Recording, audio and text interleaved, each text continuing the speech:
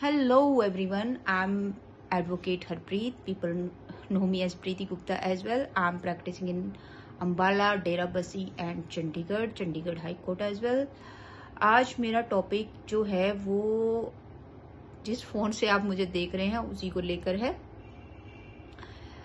Phone आज के time में कितनी बड़ी प्रॉब्लम क्रिएट कर रहा है, इन चीज़ों के बारे में मैं डिस्कशन करना चाहती हूँ। देखिए, हर चीज़ के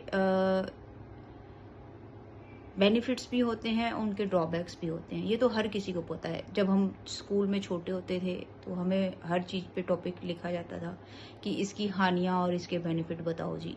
तो फ़ोन भी उन्हीं में से एक चीज़ है जिसके बेनिफिट्स भी हैं और जिसकी हानियाँ भी हैं। हाल ही में जो आजकल की जनरेशन है वो कुछ ज़्यादा ही फ़ोनों के साथ इतनी अटैचमेंट हो चुकी है उनकी फ़ोन्स के साथ, मैं समझ ही नहीं पा रही कि क्या फ़ोन के बिना ज़िंदगी नहीं चल सकती है। ठीक है, फ़ोन है, आप बातचीत कीजिए, चैट कीजिए, लेकिन एक लिमिटेशन रखिए अपने ऊपर कंट्रोल रखिए। आज की जनरेशन के पास कंट्रोल नाम की चीज़ ही नहीं है, ख़त्म ही हो गई है। मैं तो आज के टाइम में आई थिंक 35 प्लस के लोगों को थोड़ा सा मेच्योर समझती हूँ। उससे पहले तो सब पता नहीं कैसी जिंदगी जी रहे हैं। कुछ भी है, इंटरनेट, अमेजोन है या दूसरी वेबसाइट्स हैं, कुछ भी जो कुछ उनको चाहिए सिर्फ फोन हाथ में है, यही सब कुछ हो जाता है। और इसका ड्रॉबैक अभी एक केस में मैंने देखा जो मेरे पास आया, उसमें ये हुआ कि जो क्लाइंट है उसने सोशल मीडिया पे किसी ग्रुप को ज्वाइन किया, जैसे फेसबुक, ट्विटर वगैरह ऐसे ग्रुप्स होते हैं, उसमें ट्विटर उसमें ज्वाइन किया। और उसमें जो ग्रुप में उसकी जो ज्वाइनिंग हुई उसमें उन लोगों को, जो दूसरे ग्रुप में आगे और लोग थे, उनके और उस क्लाइंट के बीच में खूब बहस हो गई रिलीजियन को लेके, रिलीजियस पर्पस को लेके।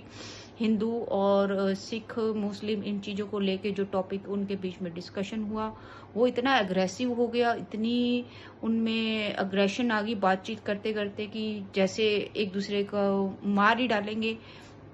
अब हुआ क्या कि उनमें से किसी ने उसकी वो जो फाइट चल रही थी उसमें जो मेरे क्लाइंट हैं उनकी रिकॉर्डिंग कर ली। अपनी भी रिकॉर्डिंग थी, उनकी भी थी, लेकिन क्लाइंट को भेजी गई कि ये देख, तूने ऐसे ऐसे बोला है रिलीजन के ऊपर।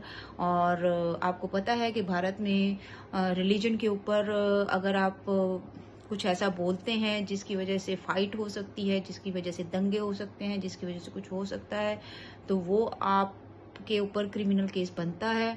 तो उसके बाद वो उन्होंने उस मेरे क्लाइंट को ब्लैकमेल करना शुरू किया, ब्लैकमेल करके पैसे मांगे। बस आप सोच नहीं सकते कि उस क्लाइंट के साथ क्या क्या हुआ होगा।